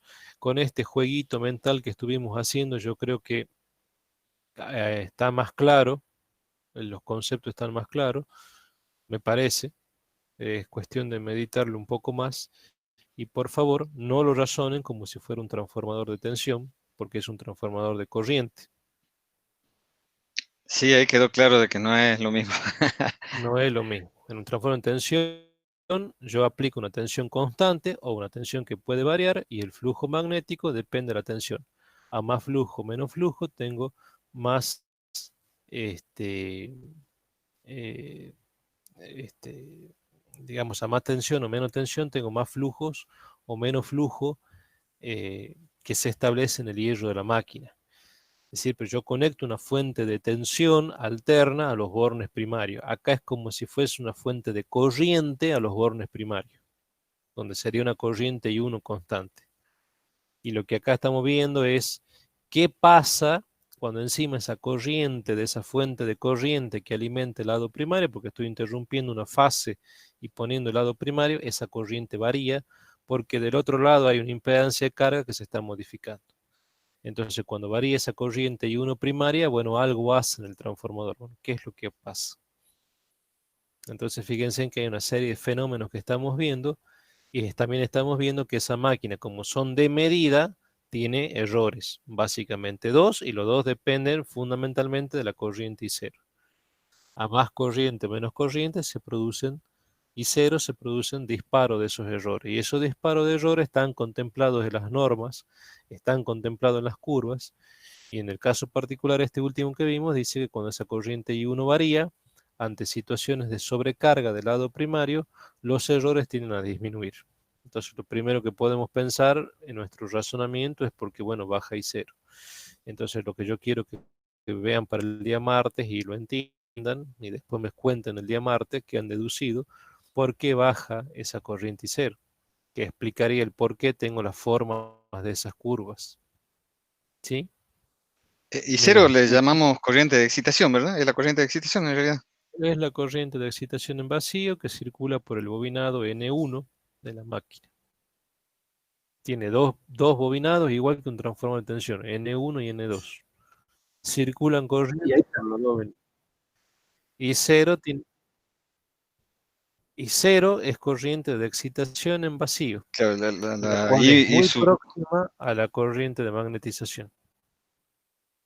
La corriente de magnetización, Marcelo, es I sub mu, que si nos ponemos a hilar fino, tanto en un TI como en un TB, son corrientes matemáticas I sub mu, no son físicas medibles, pero casi esa corriente es prácticamente la corriente de excitación en vacío. ¿Sí? ¿Por qué se llama en vacío? Porque yo la puedo medir o determinar a partir de un ensayo de vacío. Y fíjense en que a diferencia de los transformadores de tensión, donde yo le puedo poner una carga variable, que podía ser con diferentes índices de carga, mayores o menores a 1, iguales a 1, es decir, la máquina está en servicio normal, está a plena carga, está en condición de sobrecarga. Acá no, aquí la máquina está en cortocircuito. Esa es la otra diferencia con los transformadores de tensión. Acá el lado secundario 2 está en cortocircuito. Y antes, así como el lado primario, la tensión del lado primario en un transformador de tensión me fijaba el flujo, y cuando la máquina estaba con carga, decíamos que la máquina trabaja a flujo constante porque ese N1 por I0 no se modifica, y eso surge a partir del análisis de la ley de Hopkinson. Eso lo vieron en máquinas eléctricas, supongo. Acá la máquina está en cortocircuito. ¿Por qué está en cortocircuito? Porque los instrumentos que les pongo son prácticamente cortos. ¿En qué sentido? De que el módulo de impedancia secundaria, el módulo de las impedancias de los instrumentos es tan bajita que es prácticamente un cortocircuito. Y al ser un cortocircuito, al ser ese módulo de impedancia bajo, circulan corriente I2, afectadas por supuesto por la relación de transformación, que no son grandes, siempre y cuando, grandes, pero digamos, con valores que tienen que ser tolerables por el lado secundario del transformador de intensidad, que hay máquinas que aguantan 1 amper del lado secundario, hay máquinas que aguantan 5 amper del lado secundario. Y esas impedancias de carga, bueno, son básicamente bobinas. Imagínense si ustedes ponen ahí una bobina de un amperímetro de hierro móvil, digo bien. Recuerden que la bobina era bastante gruesa, el alambre de un calibre importante, de una sección importante, de resistencias pequeñas y con una cierta reactancia. Entonces, tendrá un cierto factor de potencia, es un cierto coseno phi, pero esa impedancia prácticamente es despreciable. Entonces, esa corriente I2 es una corriente I2 que tendrá un cierto valor. Y hasta ahí era lo que hemos visto, y habrá una corriente I0 que se va a establecer como consecuencia de ello, ¿sí? Se va a cumplir acá la ley de los ampervueltas en un transformador de intensidad, es decir, que N1 por I1 es aproximadamente igual a N2 por I2. ¿Por qué digo esto? Porque la relación, ¿cuánto era? I1 sobre I2, ¿sí? ¿Se entiende eso? Lo cual es básicamente lo que vimos anteriormente, que I1 sobre I2 es igual a N2 sobre N1. Es en definitiva, estamos diciendo de que los amper vueltas de la máquina son prácticamente iguales. Y el hecho de que esté en un cortocircuito, bueno, hace que esa corriente I0 sea pequeña y que ese flujo sea pequeño. me impone prácticamente la máquina la condición de que esa corriente sea pequeña. Estamos hablando de un TI. Bueno, ante esa situación, con la máquina cargada, con N1 por I1, con N2 por I2, simplemente que aquí lo que se hizo es modificar la corriente I1. Y oh sorpresa, los errores bajaron.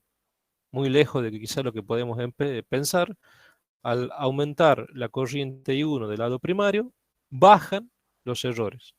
Y sabemos que esos errores dependen de la relación transformación. Y afectan a ambos tipos de errores. Ya vimos en algunos diagramas fasoriales que cuando ese fasor corrienticero se hace más grande, gráficamente estamos viendo que el desfasaje entre las dos corrientes primarias y secundarias, o primarias y secundarias referidas, se hace cada vez más grande, y entonces la máquina introduce un mayor error de desfasaje. Eso, 67 minutos. Fíjense en que la norma dicen 20 minutos. Es decir, se den las condiciones de trabajo de forma tal que tenga 20 minutos de error. Bueno, acá fíjense, tenemos 67 minutos de error. Bueno, ese desfasaje, cuando es un amperímetro, prácticamente ese error no me interesa.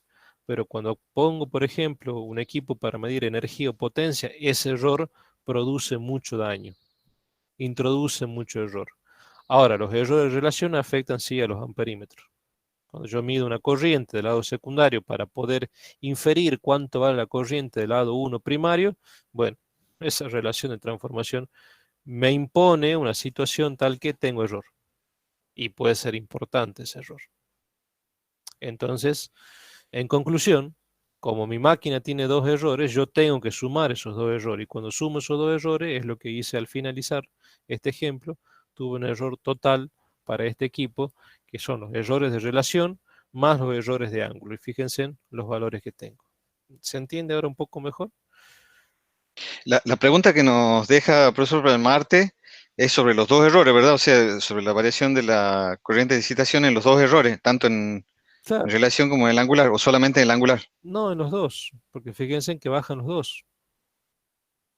Porque si no, estamos haciendo una especie de acto de fe, de decir que los errores bajan cuando aumenta la sobrecarga del lado primario, cuando hay sobrecarga del lado primario.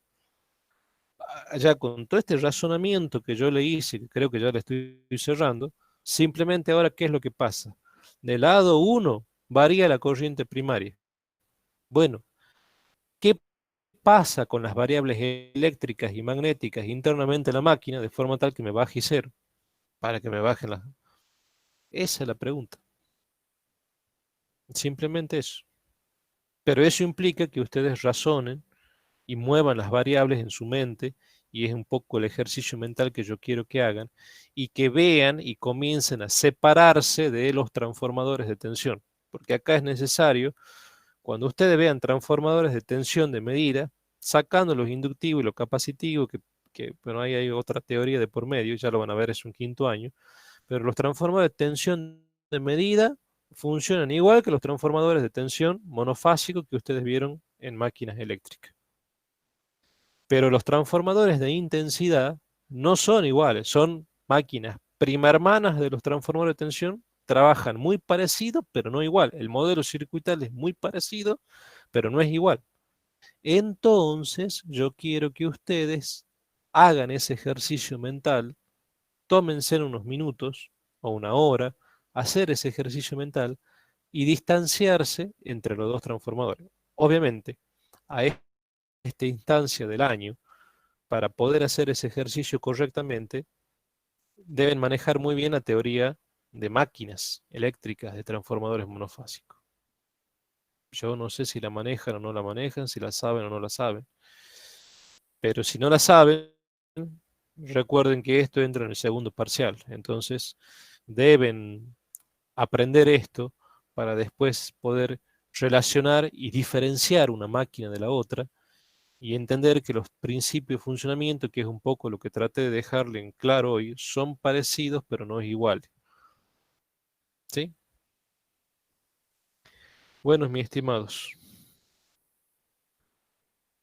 les dejo esa pequeña tarea para la casa y Ya cuando Raúl me pase las fotos, le agrego y le mando los dos PDF de la clase anterior y de esta clase. La semana que viene estaríamos terminando TI, si Dios quiere. Y ya el día jueves estaríamos arrancando con ya la bolilla 9, tema 9, que sería puesta a tierra.